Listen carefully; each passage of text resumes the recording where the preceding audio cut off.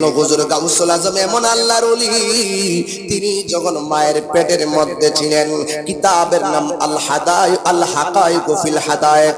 এই কিতাবের মধ্যে উল্লেখ রয়েছে, ও যুবকের দল, হুজুর গাউসুল আজম আব্দুল কাদের জিলানী তিনি এমন আল্লাহর ওলি, তিনি যখন মায়ের পেটের মধ্যে ছিলেন, মা দুঃখিনী যখন হাসি দিতেন, তখন মা পড়তেন আলহামদুলিল্লাহ। হাসি দিলে কি পড়া লাগে রে বাবা? হাসি দিলে আলহামদুলিল্লাহ পড়তে হয়, হাসির জবাবে পড়তে হয় ইয়ারহামুকাল্লাহ। ওই আব্দুল কাদের জিলানী যখন মার পেটের মধ্যে ছিল, মা উম্মুল খায়ের ফাতেমা যখন তিনি হাসি দিয়া পড়তেন আলহামদুলিল্লাহ, আব্দুল কাদের জিলানী এমন ওয়ালি, তিনি পেটের ভিতরে তাইকায় মায়ের হাসির উত্তর দিয়া দিতেন। আর বড় করে বলেন না সুবহানাল্লাহ। এ যুবক, ওই ওলি আল্লাহর আলোচনা শোনা কিন্তু অপরাধ না। আমার নবী, আপনার নবী বলেছেন, যিকরুল আমবিয়া ইবাদাতুন ওয়া যিকরুস সালিহিন কাফারা। ও আল্লাহর নবীদের আলোচনা শোনা ইবাদতের শামিল, আর ওলি আল্লাহদের আলোচনা শুনলে গুনার কাফারা হয়ে যায়। এই জন্য যুবক ভাইয়েরা আমার, হুজুর গাউসুল আজম আব্দুল কাদের জিলানী এই চাঁদের মধ্যে ওফাত গ্রহণ করেছেন। যদি আমি কিছু আলোচনা না করি, এই ছোট ছোট পোলাপান আব্দুল কাদেরকে চিনতে পারবে না। এমনি তো বিভিন্ন বাতিলের গোষ্ঠীরা, আহলে কোরআনের গোষ্ঠীরা, আহলে হাদিসের গোষ্ঠীরা গাউস পাকের কেরামত তারা মানতে চায় না। এমন কিছু বিয়াদব সমাজের মধ্যে আছে না নাই? হুজুর গাউসুল আজম আব্দুল কাদের জিলানী রাহমাতুল্লাহ আলাইহির কারামত যখন আমরা বলি, তারা বলে এটা কিচ্ছা, তারা বলে এটা কৌতুক। জোরে কন্যা নাউজুবিল্লাহ। হুজুর আব্দুল কাদের জিলানী আল হাসানি ওয়াল হুসাইনি যখন দুনিয়ার জমিনে তাশরীফ এনেছেন, মায়ের গর্ভ থেকে দুনিয়ার মধ্যে উনি এসেছেন, তিনি মায়ের স্তনের মধ্যে মুখ লাগাই নাই। সকালবেলা ট্রাই করলো, মুখ লাগাই নাই। দুপুরবেলা ট্রাই করলো, মুখ লাগাই নাই। বিকালবেলা ট্রাই করলো, মায়ের স্তনের মধ্যে মুখ লাগাই না। আপনারা জবান খুলে বলেন, সন্তান হওয়ার পরে যদি সন্তান না খায়, মায়ের দুশ্চিন্তা লাগে কি লাগে না? আরো জোরে কন্যা লাগে কি লাগে না? আব্দুল কাদের জিলানী যখন মার স্তনের মধ্যে মুখ লাগায় না, এ যুবক সারাদিন ট্রাই করছে, মুখ লাগাই না, কিন্তু যেই মাত্র আজান হয়ে গেছে, আল্লাহু আকবার, আল্লাহু আকবার, আল্লাহু আকবার,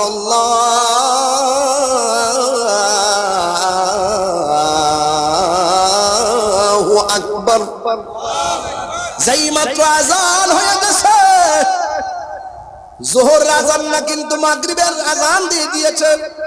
যেই মাত্র মাগরিবের আজান দিয়েছে, আব্দুল কাদের জিলানী মায়ের স্তনের মধ্যে টাইনা দুধ পান করা শুরু করছে। আব্দুল কাদের জিলানী বুঝাই দিছে, মা আজকে আমি রমজানের রোজা ছিলাম। জোরে জোরে কি আল্লাহু আকবার বলা যাবে না?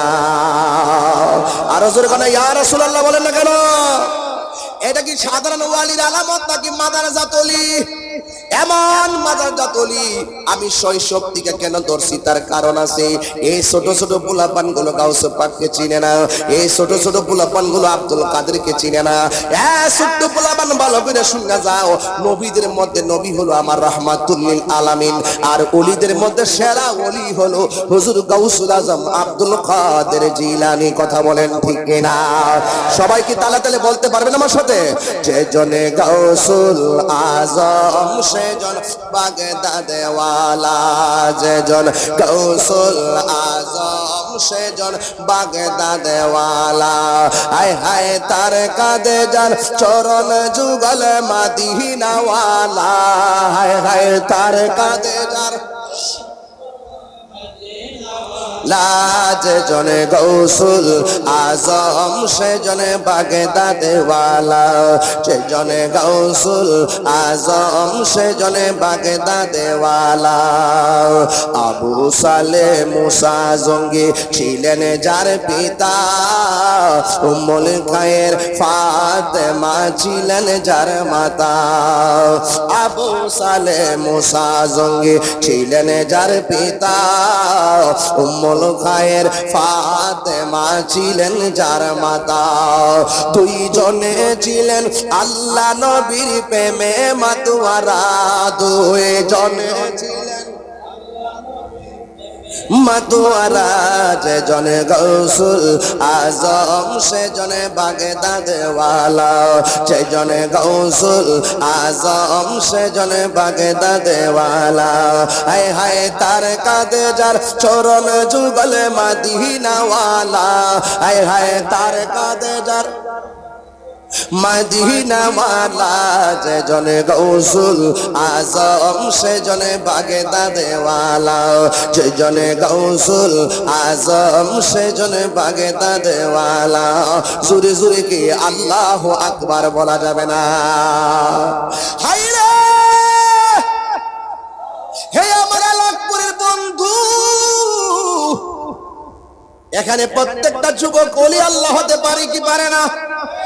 ওলি আল্লাহ হইতে গেলে কামেল পাস লাগে না, ওলি আল্লাহ হইতে গেলে মাস্টার্স পাস লাগে না। রিকশাওয়ালা ওলি আল্লাহ হতে পারবে, সিএনজি ওয়ালা ওলি আল্লাহ হতে পারবে, অটো চালাই বেড়া ওলি আল্লাহ হতে পারবে, ওই রিকশা চালা বেড়া ওলি আল্লাহ হতে পারবে, কুদাল দিয়া মাটি কাটে ওলি আল্লাহ হতে পারবে, সারাদিন খেত লাগায় লোকটা ওলি আল্লাহ হইতে পারবে।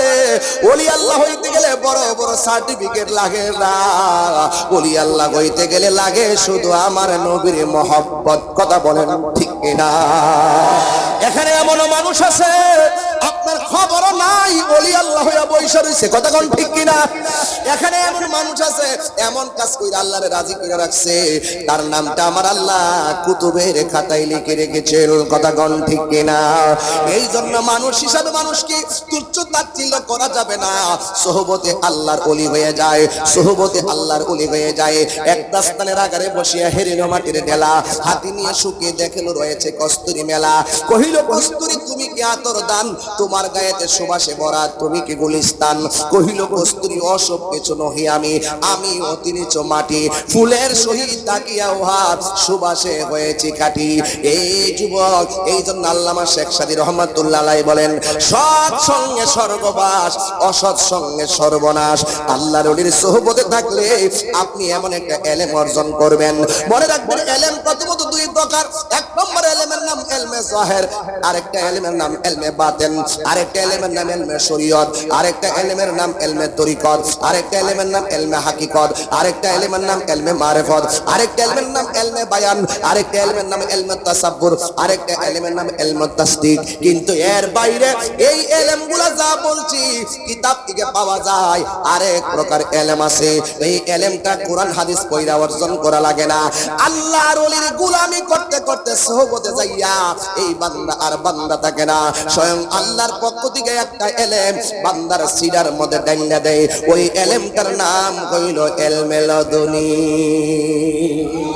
আর বড় করে বলেন না সুবহানাল্লাহ। এই জন্য এলমে লাদুনী স্বয়ং আল্লাহর পক্ষ থেকে আসে। এই যুবকের দল গাউসুল আজম আব্দুল কাদের জিলানীকে মক্তবের মধ্যে পাঠাইয়া দেওয়া হলো। উস্তাদ বলে পড়ো আউযু বিল্লাহ, আব্দুল কাদের জিলানী পড়ে বিসমিল্লাহ, উস্তাদে পড়ে আলহামদুলিল্লাহ, ছাত্র পড়ে আলিফ লাম মিম। উস্তাদের মাথা পুরা গরম, ডাক দিয়া বলে আব্দুল কাদের, ছোটবেলায় তোমার মা তোমারে আমার কাছে দিয়েছেন পড়াইবার জন্য। এখান থেকে ঘটনাগুলা বড় মানুষগুলা জানেন, এই ছোট্ট পোলাপান গুলো জানে না। এদেরকে ইতিহাস জানাইতে হবে, কারণ এরাই হবে আগামী দিনের ভবিষ্যৎ। কথা বলেন ঠিক কিনা? আব্দুল কাদের জিলানী যখন উস্তাদের কাছে মক্তবে গেছে, উস্তাদ বলে পড়ো আউযু বিল্লাহ, আব্দুল কাদের জিলানী পড়ে বিসমিল্লাহ, তুমি পড়ো আলহামদুলিল্লাহ। আব্দুল কাদের জিলানী বলে আলিফ লাম মিম। শুধু মাত্র আলিফ লাম মিম নয়, একাধারে 17 পারা কোরআন পড়া শোনায়া দিছে। উস্তাদ ডাক দিয়া বলে, আব্দুল কাদের আপনি কোথায় থেকে এইগুলা শিখলেন? ডাক দিয়া বলে, হুজুর গো, আমার আম্মা জান, আমার আম্মা যখন আমার পেটের মধ্যে রাখছি, আমি যখন আম্মার পেটের মধ্যে ছিলাম, আমার আম্মা পেটের মধ্যে আমার রাইকা 18 পারা কোরআন পড়ছে। আমি আব্দুল কাদের মার পেটের ভিতরে থেকে 18 পারা কোরআন শরীফ মুখস্থ কইরা ফলাইছি। আরো বড় করে বলেন না সুবহানাল্লাহ। এর দ্বারা প্রমাণ হয়ে যায় গাউসুল আজম মাদারজাত ওলি, কথা কোন ঠিক কিনা? উস্তাদে বলতেছে, এ আব্দুল কাদের চলে তোমার মায়ের কাছে। মার কাছে যখন নিয়ে গেছে, যাওয়ার পরে ডাক দিয়া কি গো, আপনার পোলাদি কোরআন শরীফ সবটা পারে, আপনি কেমনে আমার কাছে পাঠাইলেন? কই আমি তো আমার পোলারে পড়াই নাই। ও মা, তুমি পড়াও না, কিন্তু আমি তোমার কাছ থেকে শুননা শুননা শিখছি। এবার মা ডাক দিয়ে কয়, পণ্ডিতি করিস না, ওই নারকেল গাছের গোড়ার মধ্যে কিছু পাথরের কণা আছে, এই পাথরের কণাগুলো নিয়ে গর্তের মধ্যে ফালা। আব্দুল কাদের জিলানীকে আমি ভাবতাম না। মা ডাক দিয়ে, পুত্রে আমি তোরে 10 মাস 10 দিন তোরে পেটের মধ্যে আমি ধারণ করলাম, আমি তোরে একটা হুকুম করলাম, কেমনে মুখে মুখে না করছো, আল্লাহ তো বেজার হয়ে যাবে। আসলে মায়ের প্রতি রাগ কইরা আব্দুল কাদের জিলানী না করে নাই, মার একটা খেলা দেখাইবার জন্য না করছে। এবার মা ডাক দিয়া বলে, আব্দুল কাদের তুমি কেন আমার মুখে মুখে না করলা? আমি বললাম ইটের কংক্রিট গুলো গর্তের মধ্যে ফলাও, তুমি আমার মুখে মুখে না করলা। অথচ তুমি কি জানো না, 10 মাস 10 দিন আমি তোমার অনেক কষ্ট করে পেটের মধ্যে ধারণ করছি।